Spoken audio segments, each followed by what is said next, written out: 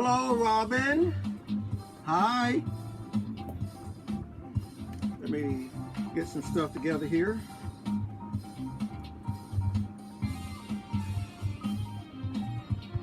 Please share the broadcast. Got some things we want to talk about a little bit, Robin. Just want to talk about a few little things.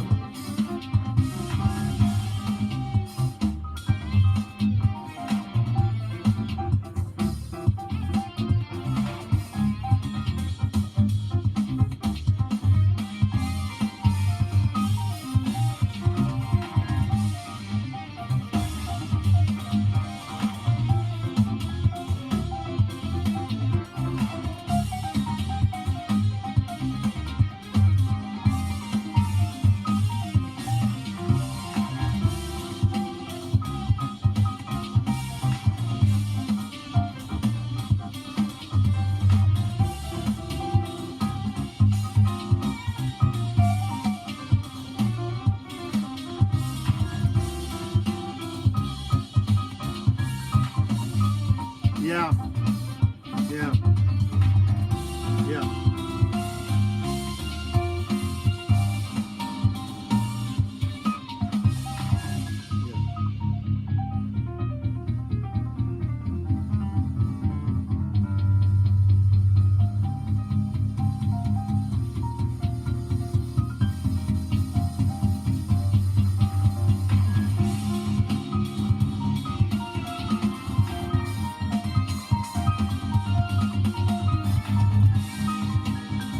You're right, Robin.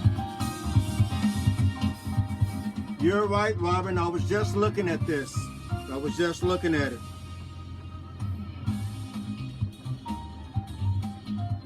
I was just looking at that case just a little bit ago.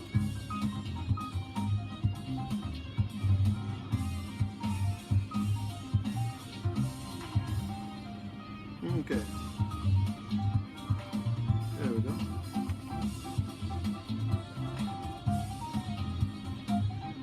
Okay, here we go. Well, a very pleasant good afternoon to you, everyone. Thanks for watching. Thanks for being here. I see Kathy. Kathy is here along with Robin here as well. And with that, I believe we're going to go ahead and get started. Very pleasant good afternoon to you, everyone. Hi, my name is Pastor Charles Williams. I'm the founder and the creator of the concept known and used all over the world today as the Amber Alert here in the United States of America, Amber Alert EU throughout all of Europe, and the Child Safety and the Child Safety Alert in other parts of the world. And this is an update. Periodically we do these updates. We go back and we look at certain cases that are still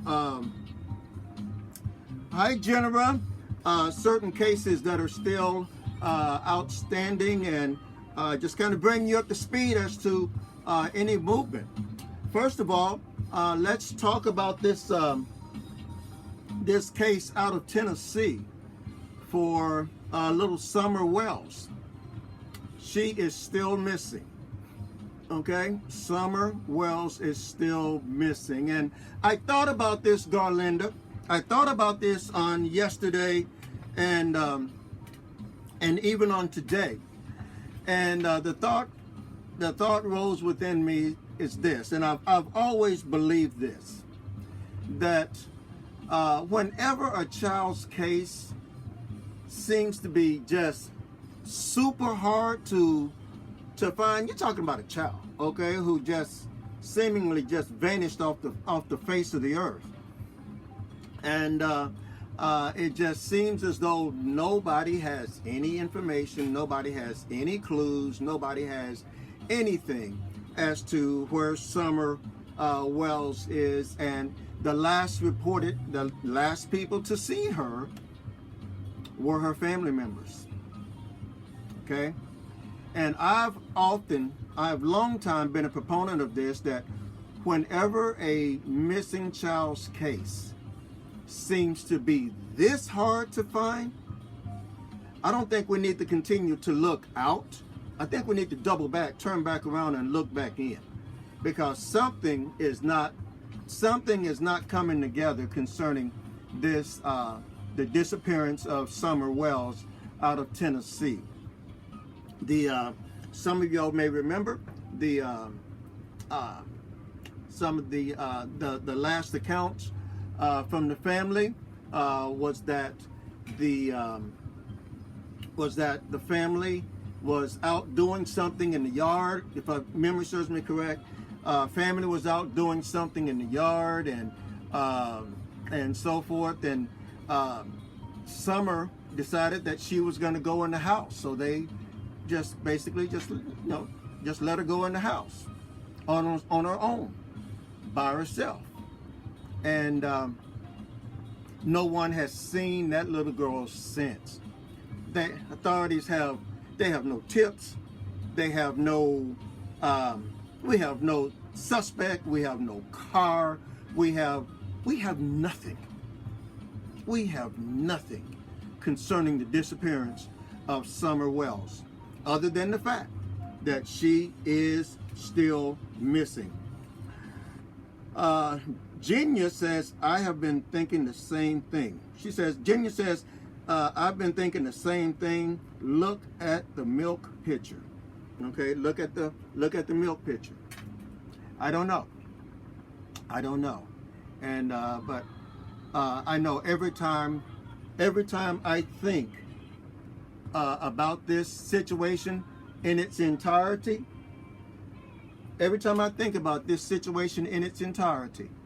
I cannot help but think about the fact that authorities have traced down virtually every lead that they had, and still nothing. And the only people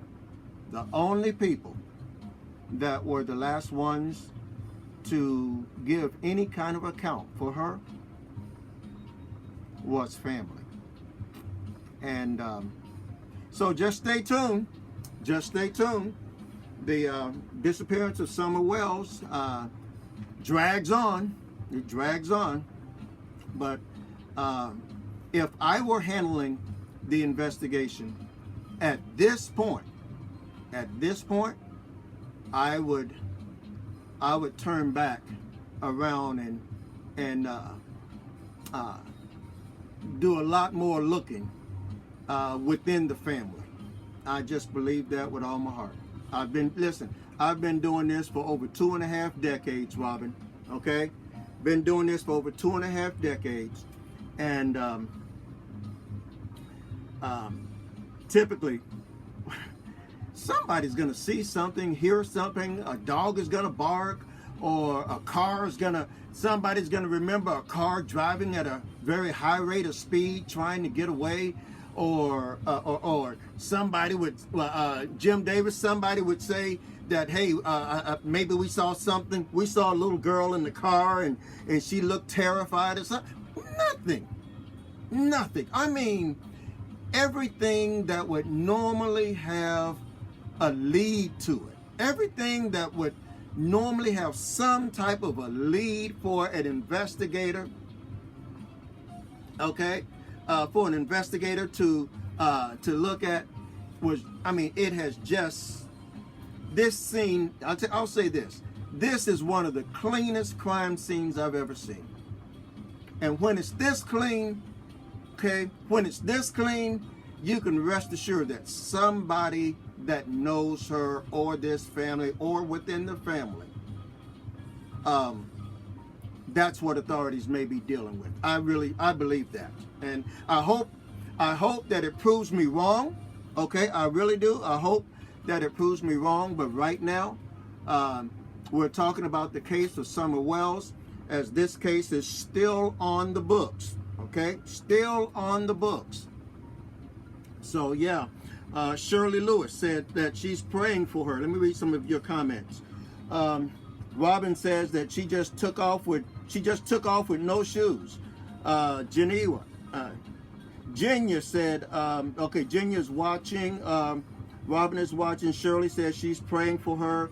And Robin says, there are new people looking now. There are new people looking now. That's a good thing.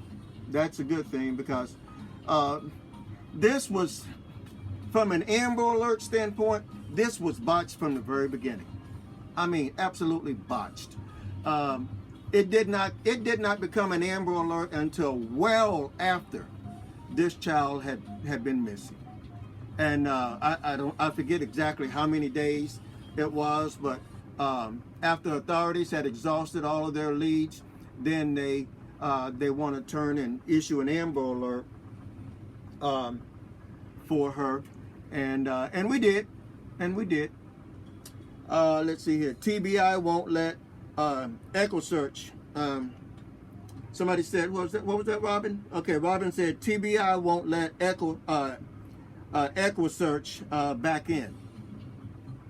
You know, again, if TBI, and I have a lot of great people who have great faith and friends who work for TBI. If TBI will not let Echo Search back in, I don't know how to read into that. Echo Search right now, I know of the founder of Echo Search, Tim Miller. He has had some severe health issues. He was in the hospital not too long ago, and so he's had some real health challenges. And so I don't know. I'm sure he has people within the organization that are well capable of carrying out a search.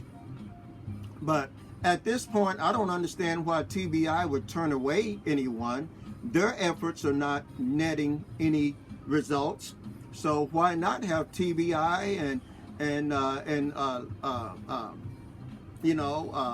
welcome other parties who may be able to bring something to the table in the searching for little Summer Wells. Robin says they have a lot of equipment that could find her. Absolutely, the Echo Search. Okay, Echo Search.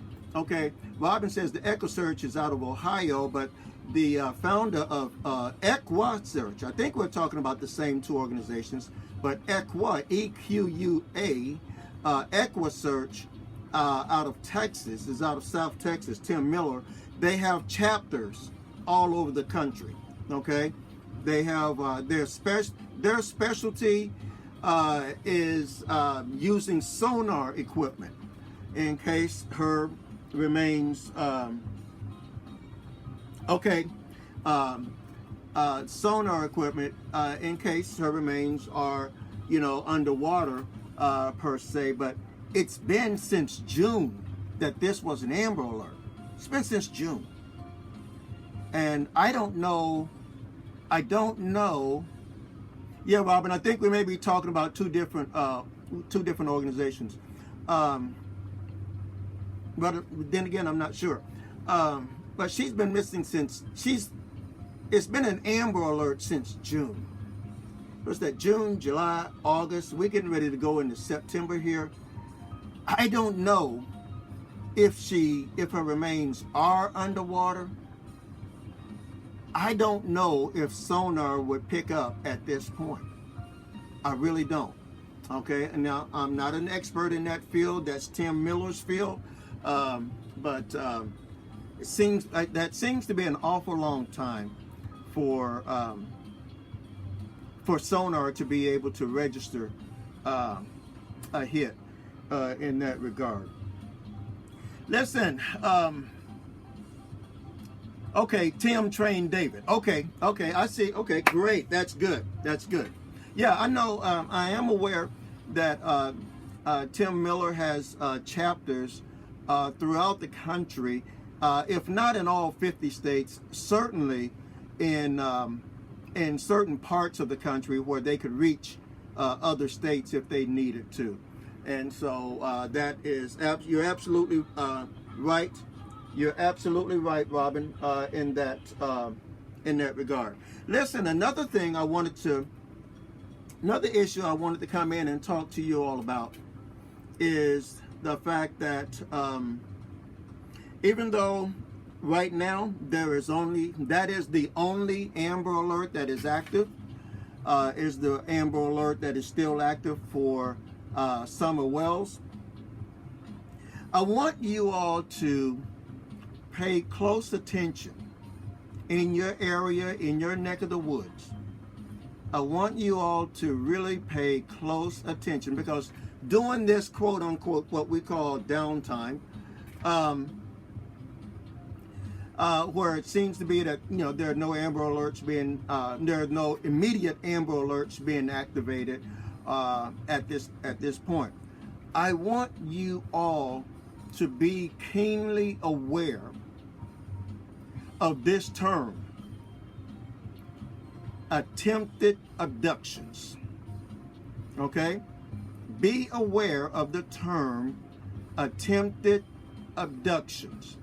Just because there's not an Amber Alert in your area, or just because there's not a child that has gone missing and in your area, nothing petrifies or terrifies a child more than someone attempting to abduct them but fails. Okay? That child who experiences an attempted abduction will suffer from trauma, will suffer from PTSD, will suffer from not being able to go to sleep. And one of the most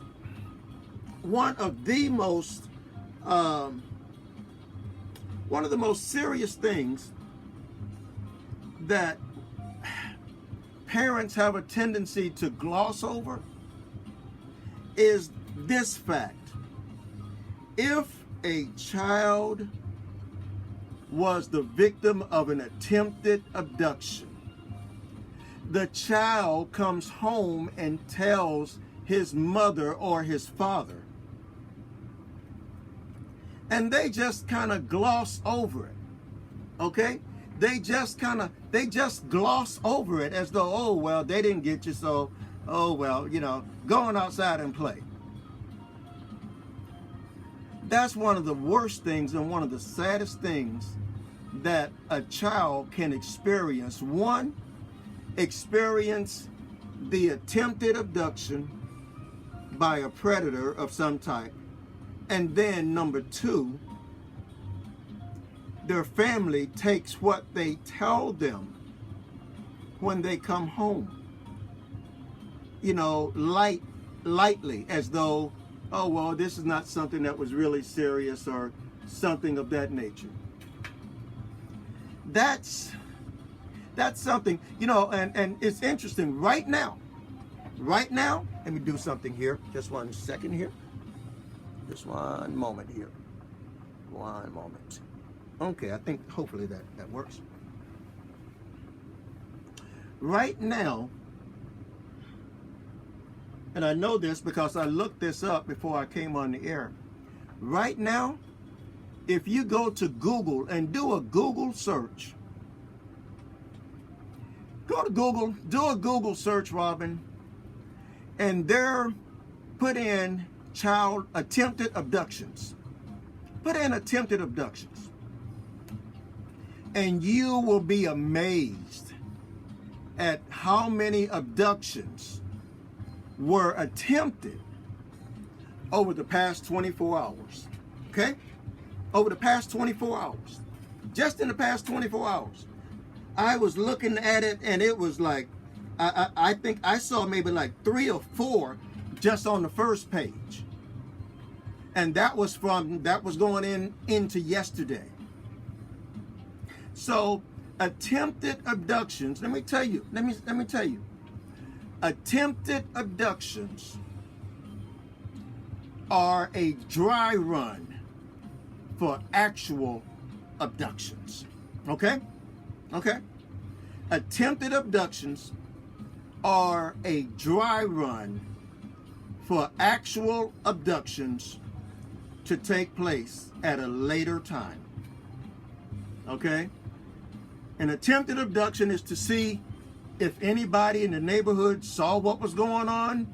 If not, check that box, clear. Did the police even come out to the child's house to talk to the child? If not, check that box, clear. Did the did the parents state anything about this attempted abduction? If not, check that box, clear. And so when they do get ready, could be the same child, could be a different child. When they do get ready to abduct the child, they've had plenty practice at it because they've attempted to abduct other children, usually in the same neighborhood. Usually in the same neighborhood. So I want you to really pay attention to the term attempted abductions. Watch this. And when you do that, put in the term attempted abductions in your zip code. Okay? You know how we get these notifications about if a child, if a predator, if a sexual predator is moving into your area, you'll get these notifications from usually from your county sheriff's department that says that John Smith, who is a registered sex offender, is moving into your area. Okay? And they will send it out to like area code 43 whatever. Okay? And so I encourage you to do the same thing from time to time, because attempted abductions do not make the news, but they are just as scary and and just totally disrupt. It can totally disrupt a child's life.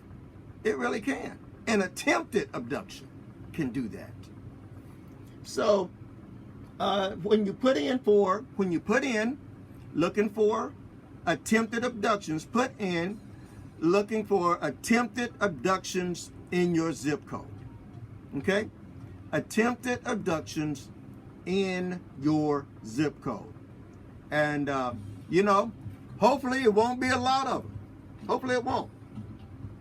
But in the event that there are, you will be notified. You will be forearmed and forewarned that these are going on.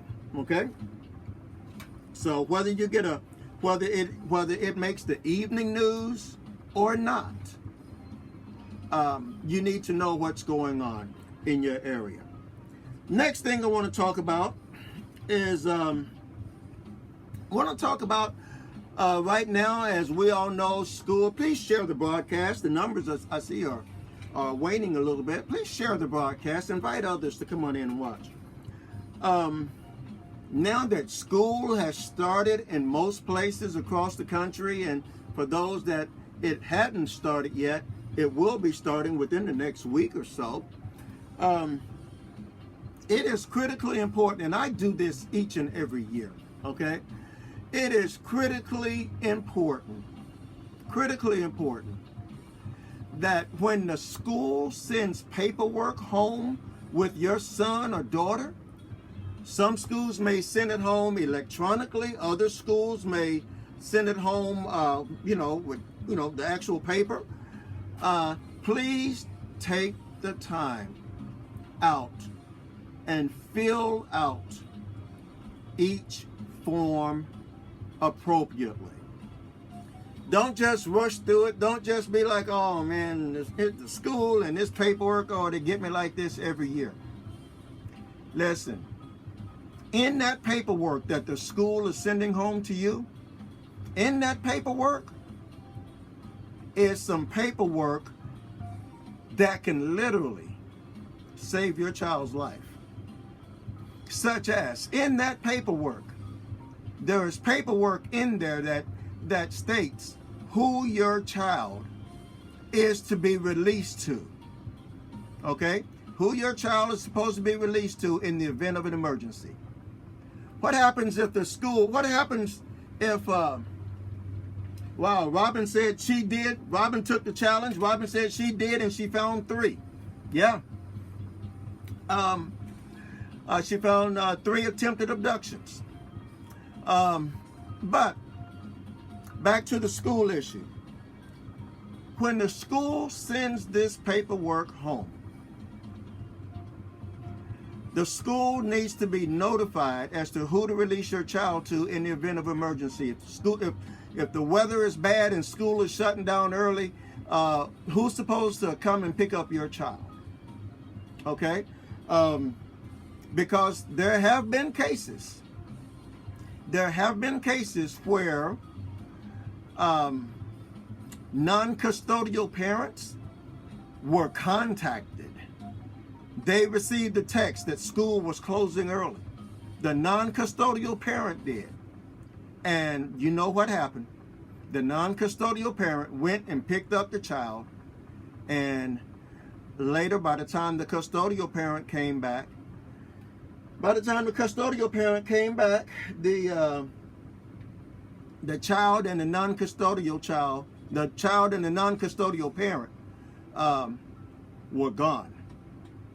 So again, take the time, examine the paperwork. Don't just zoom through it, but take the time, examine the paperwork, and please fill out the information.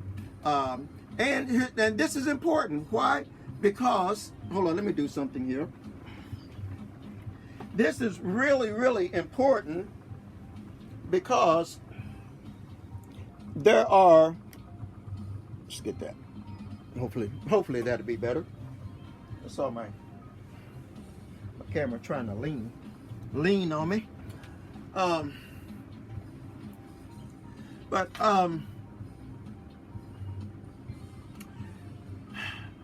We've seen parents. We have seen parents. This camera is driving me, y'all. Help me. Help a brother. Okay. Let's see here. Let's get it right here. Let's get it back right about there. Okay. A matter of inches. Okay, so the importance of the right parent picking up the right child, and it's critically important also that if you have, you say, well, okay, from last year, has a divorce decree or something been modified sent over the summer? Has there been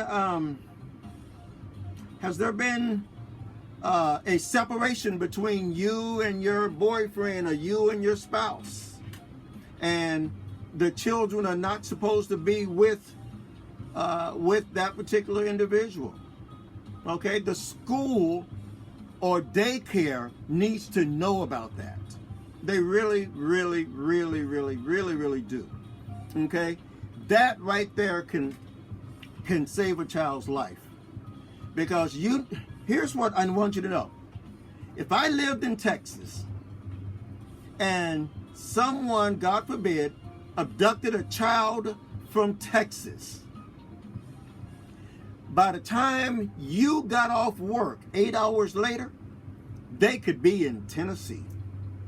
8 hours. 8 hours away. 2 states, 3 states away. That's why it's important. Our school workers, they are really a first line of defiance, saying, no, you can't have this child. This is why I support having another reason for having school officers. Okay, because they don't just break up fights at school. They can also prevent a child from falling into the hands of a non-custodial parent. So that's really near and dear to me as well, and I wanted to come in and share that. Let me read some of your comments, okay? Some of your comments. Okay, okay. Robin said, wow, she found 3 attempted abductions, I guess in her area there. Gina said, I had that school issue while I had custody of my children, and they would let him take them, and I had no idea where they were. So Gina, you know that what I am saying is absolutely accurate, right? It's as important. And this is the time of year to make sure that all of that stuff is right. Now, last thing I want to talk to you about is, I don't know how to dress this up, but the last thing I want to talk to you about is becoming a member of the nosy neighbor group. Okay, I know a lot of communities have their what do you call it? They have their crime watch, block watch areas and so forth. But listen, I happen to know that there are a lot of seniors who are just like me.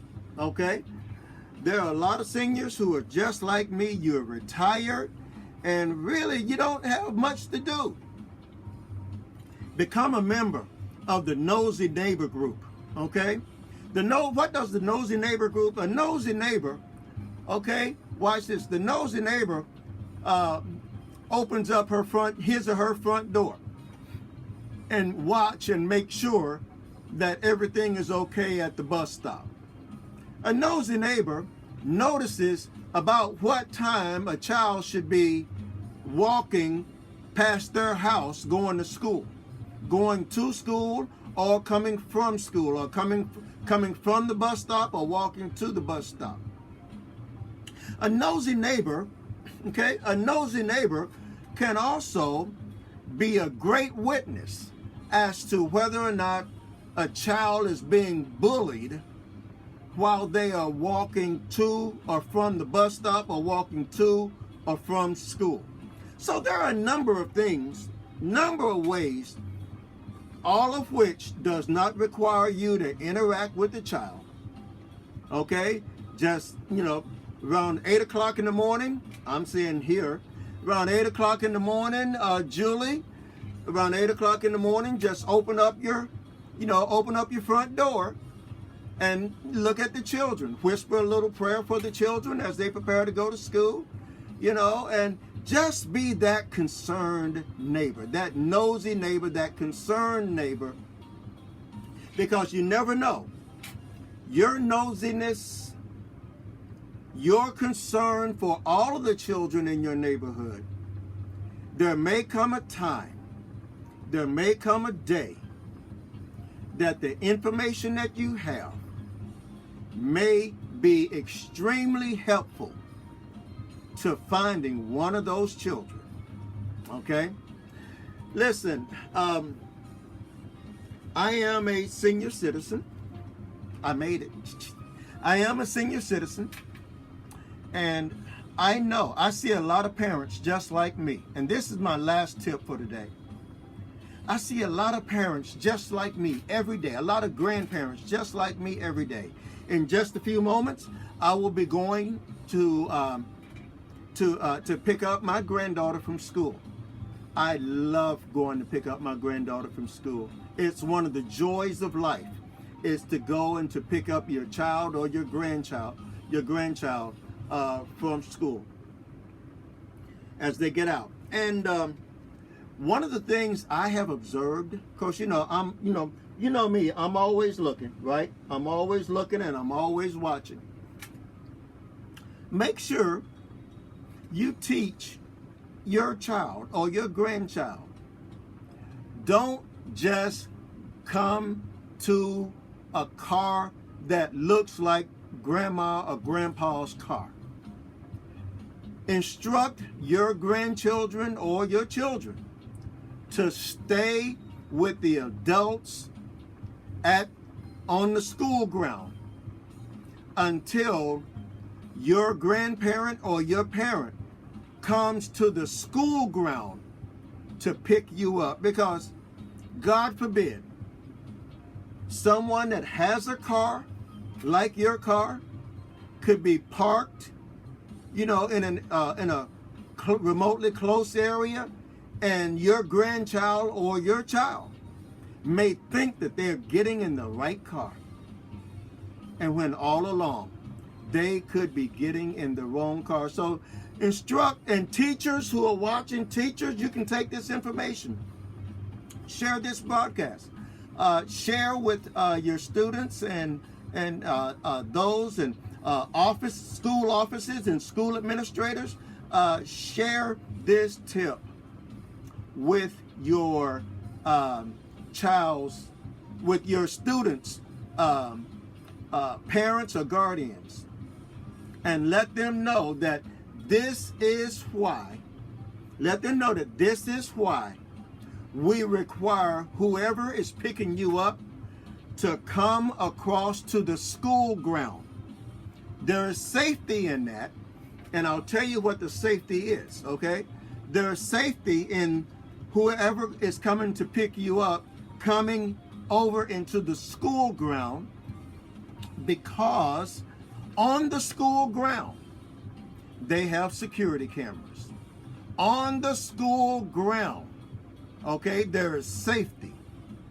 And if anything happens, they will have clear video footage of anything that goes on the school ground. But if your child or your grandchild leaves the school ground and walks across the street to the car, their cameras may not pick it up. The last thing the cameras would pick up would be your child walking away from the school ground, okay?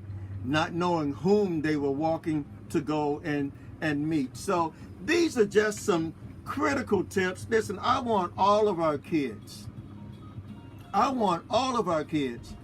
have an excellent year, to have a year of safety, to have a year of enjoyment. They're glad to be back in the classroom with all of the rest of their friends.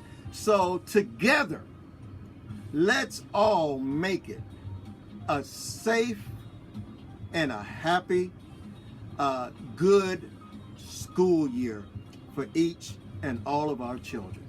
Thank all of you for joining us on today. That's just what was on my heart today. When you consider that there are no immediate active Amber Alerts as of this particular moment. So we just wanted to come in and talk to everyone, talk to parents, okay, talk to parents, talk to grandparents, and talk to those who would like to be a member of the Nosy Neighbor Gang, okay? I love my nosy neighbors. There's safety in nosy neighbors, okay? While other parents are at work, having to go to work, the nosy neighbors, they can tell you everything that's been going on at that house, good or bad, okay?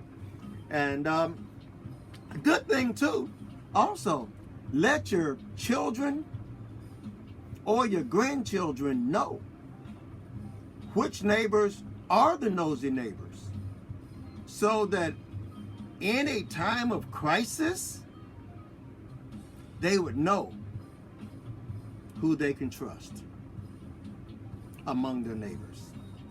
Thanks for watching, everyone. Have a good Tuesday afternoon, and I'll see you the next time the situation warrants. God bless you now. Bye-bye.